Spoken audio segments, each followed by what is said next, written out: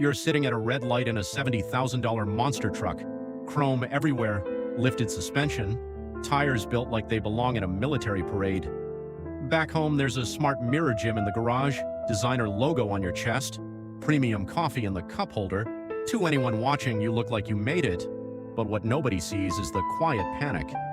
Your checking account has exactly $43 left before payday, and suddenly the whole performance starts to feel less like success and more like survival. Because that's the part nobody talks about.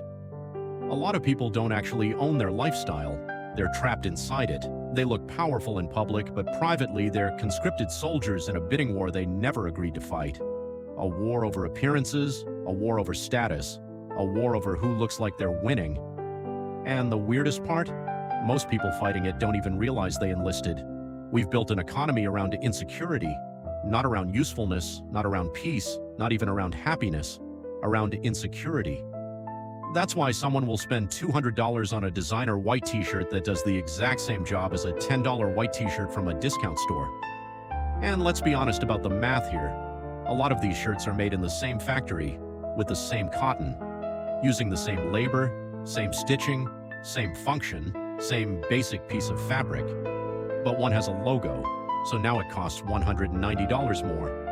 Not because it protects you from the cold better, not because it makes you kinder, not because it makes you more competent, not because it changes your character in any measurable way. You're paying the logo tax. That extra $190 isn't for quality, it's for recognition. And here's the uncomfortable question: who are you actually trying to impress? Because the truth is, almost nobody cares as much as you think they do. The cashier doesn't care. The guy passing you on the sidewalk doesn't care.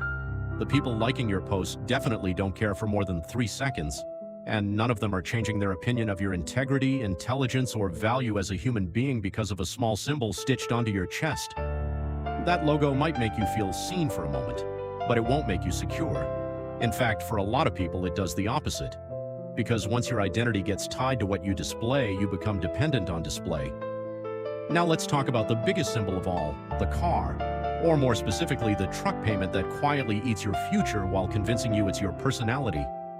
There are people right now paying $700, $900, even $1,200 a month for a vehicle.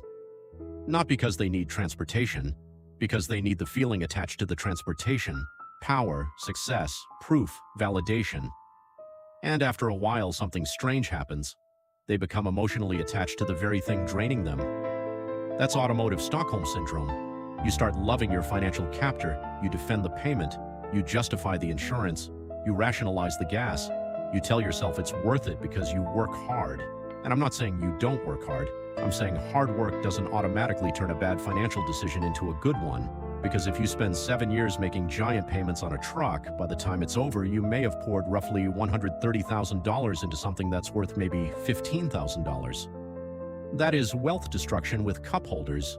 And what makes it worse is the opportunity cost.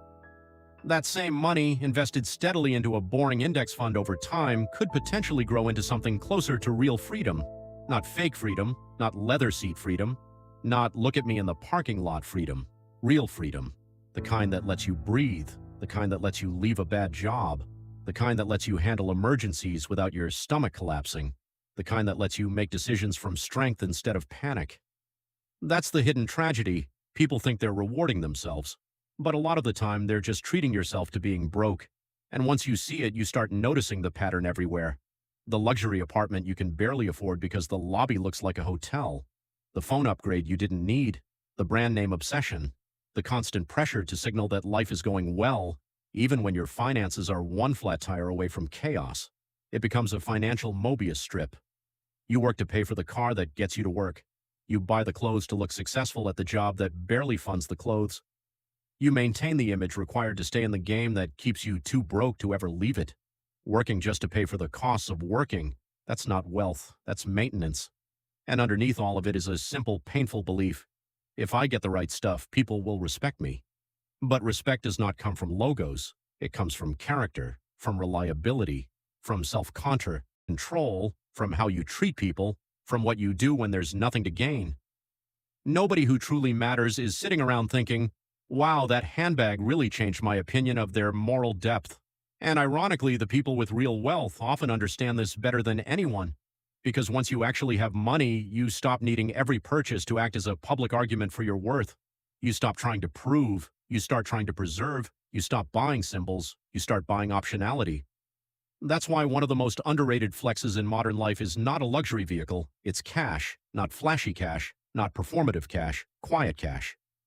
The person with $10,000 in the bank and a generic lifestyle is often much closer to financial independence than the six-figure earner who is always broke. That's the part people miss. Income can be high and still fragile. Lifestyle can be impressive and still hollow. But margin is power. Because the first $10,000 changes your relationship with risk. It changes your brain chemistry. Seriously, when you have no cushion, every surprise feels like a threat. A weird sound in the engine becomes terror. A medical bill becomes dread. A bad month becomes a crisis. Your whole nervous system is living in anticipation of impact. But when you have money set aside, something shifts. Cortisol comes down. Breathing gets deeper. You stop interpreting every inconvenience as the beginning of a collapse. That check engine light, it stops being a catastrophe. It becomes a mild annoyance.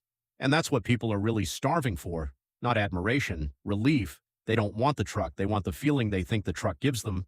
They don't want the logo. They want insulation from shame. They don't want the appearance of success. They want safety. But the trap is that status spending often delays the exact security people are trying to feel. Every dollar spent to impress strangers is a dollar not working for your future. Every oversized payment is a vote against your own freedom. Every unnecessary flex is a small withdrawal from the life you actually want. So eventually you have to choose. Do you want to look wealthy? Or do you want to be wealthy? Because for most people, you can't do both. Not at the same time. Not in the beginning. Not while you're still building. You can have the appearance of success now and the anxiety that comes with it. Or you can choose something less glamorous and far more powerful. Optionality, margin, breathing room, freedom. You can choose the boring car, the plain shirt, the smaller apartment, the lower noise life.